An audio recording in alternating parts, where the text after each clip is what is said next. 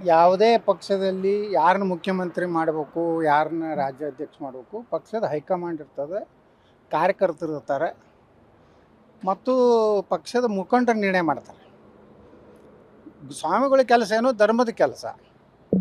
ಒಳ್ಳೆ ಧರ್ಮದಿಂದ ನಡೀರಪ್ಪ, ಪ್ರಾಮಾಣಿಕರಿ, ಲೂಟಿ ಮಾಡಬೇಡ್ರಿ.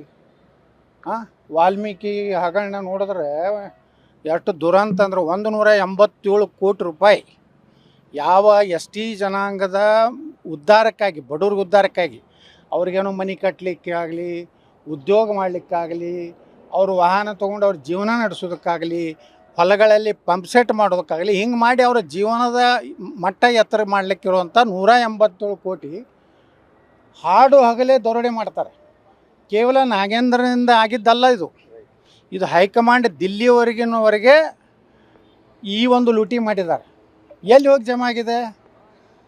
ತೆಲಂಗಾಣದಲ್ಲಿರೋ ಬಾರ್ಗಳಿಗೆ ಹೋಗಿದೆ, ದಾರು ಅಂಗಡಿಗೆ ಹೋಗಿದೆ, ಅಲ್ಲಿ ತೆಲಂಗಾಣದ ಬಂಗಾರ ಅಂಗಡಿಗೆ ಹೋಗಿದೆ. ಅಂದರೆ ನೇರವಾಗಿ ಸ್ಪಷ್ಟವಾಗಿ ಗುರ್ತಾಗ್ತದೆ ತೆಲಂಗಾಣ ಚುನಾವಣೆಗೆ ನಮ್ಮ ರಾಜ್ಯದ ಹಣ ಹೋಗಿದೆ ಅಂತ.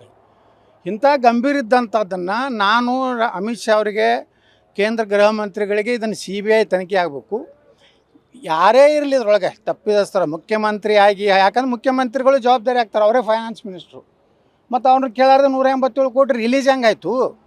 ಅದು ಅಕೌಂಟಿಂದ ಹೆಂಗೆ ಇದು ಆಯಿತು? ಇದ್ರಾಗ ಯಾರ್ಯಾರು ಅಧಿಕಾರಿಗಳು ಶಾಮೀಲಾಗ್ಯಾರ? ಯಾರು ಕೇವಲ ನಾಗೇಂದ್ರನ ಒಂದು ರಾಜೀನಾಮೆ ಇದು ಅಲ್ಲ, ಪರಿಹಾರ ಅಲ್ಲ. ಅಲ್ಲಿರುವಂಥ ಎಲ್ಲ ಏನೊಂದು ಲಿಂಕ್ ಇದೆ, ದಿಲ್ಲಿದಿಂದ ಲಿಂಕು, ಅದನ್ನು ಎಲ್ಲನೂ ತನಿಖೆ ಮಾಡಿ ಅವ್ರಿಗೆಲ್ಲರಿಗೂ ಶಿಕ್ಷೆ ಆಗಬೇಕು. ಇನ್ನೂ FIR ಆಗಿಲ್ಲ, ಮಿನಿಸ್ಟ್ರನ್ನ ಅರೆಸ್ಟ್ ಮಾಡುವಂಥದ್ದು ಯಾವುದೇ ಕ್ರಮ ಆಗ್ತಾಯಿಲ್ಲ.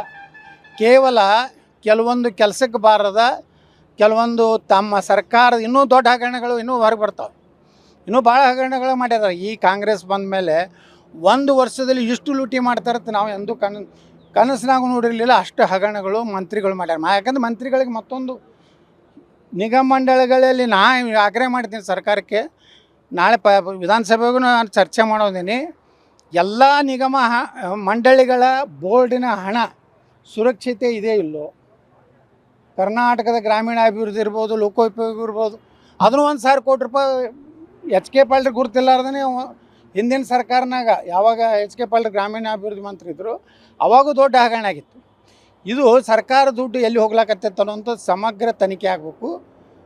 ಏನು ಬಡವರಿಗಿದ್ದ ನೋಡ್ರಿ, ನಾವು SC ST ಹಿತಚಿಂತಕರದ ಕಾಂಗ್ರೆಸ್ನವ್ರು ಹೇಳ್ತಾರೆ, BJPಯವರು ಸಂವಿಧಾನ ಬದಲಾವಣೆ ಮಾಡ್ತಾರೆ, ಮೋದಿಯವ್ರು 400 ಸೀಟ್ ಬಂದರೆ ದೊಡ್ಡ ಅನಾಹುತ ಆಗ್ತದೆ ಅಂತ ಹೇಳಿ ಇಡೀ ದೇಶಕ್ಕೆ ತಪ್ಪು ಸಂದೇಶ ಕೊಟ್ಟರು.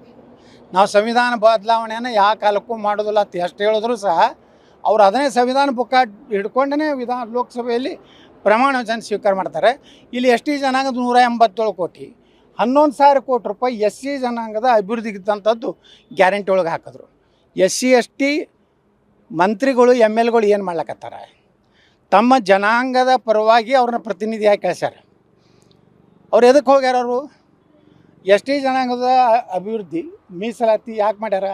ಬಾಬಾ ಸಾಹೇಬ್ ಅಂಬೇಡ್ಕರ್ ಆ ಜನಾಂಗದ ಪ್ರತಿನಿಧಿತ್ವ ಇರಲಿ ಪಾರ್ಲಿಮೆಂಟ್ನಲ್ಲಿ, ಅಸೆಂಬ್ಲಿಯಲ್ಲಿ.